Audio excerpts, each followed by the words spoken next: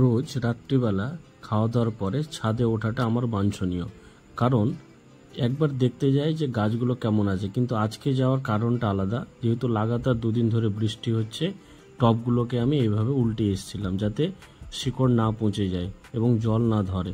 তো জাস্ট আজকে রাত্রিবেলা দেখতে গেছিলাম যে যাদের শুয়ে এসেছিলাম তারা ঠিকঠাক শুয়ে আছে নাকি।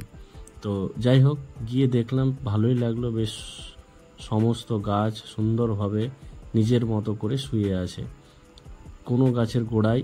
আর ঠিক আমি এই সুযোগে সদ্ব্যবহার করেছি, কিছু জবা গাছের ডাল এবং গোলাপের ডাল লাগিয়েছি, চারা লাগিয়েছি এবং তারা সাকসেসফুলি লেগে গেছে। এখানে চন্দ্রমল্লিকারও চারা লাগানো হয়েছে। জাস্ট কিছুই না, সুযোগের সদ্ব্যবহার করা। এখানে কিছু স্নেকের ভ্যারাইটি প্ল্যান্ট করা হয়েছে, এরাও শুয়ে আছে। এখানে চন্দ্রমল্লিকাগুলো নতুন করে রিপোর্ট করা হয়েছে। আমার সেই ড্রাগন বাবু খুব সুন্দরভাবে তাকাচ্ছে, তার সাথে সাথে বোগেনভেলিয়াটা অন্ধকারে ঝিকিমিকি করছে। ভালোই রাত্রিকালীন ছাদে একবার ট্যুর দেওয়াটা খুব আমার জন্য খুব বাঞ্ছনীয়, কারণ যাদেরকে যেভাবে রেখেছি তারা ঠিকঠাক আছে নাকি দেখে নেওয়াটা।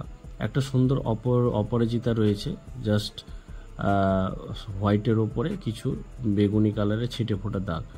এখানে গাঁদা এবং অ্যাডেনিয়ামের কিছু ভ্যারাইটি। সবাই সুন্দরভাবে রাত্রি যাপন করছে। গুড নাইট সবাইকে।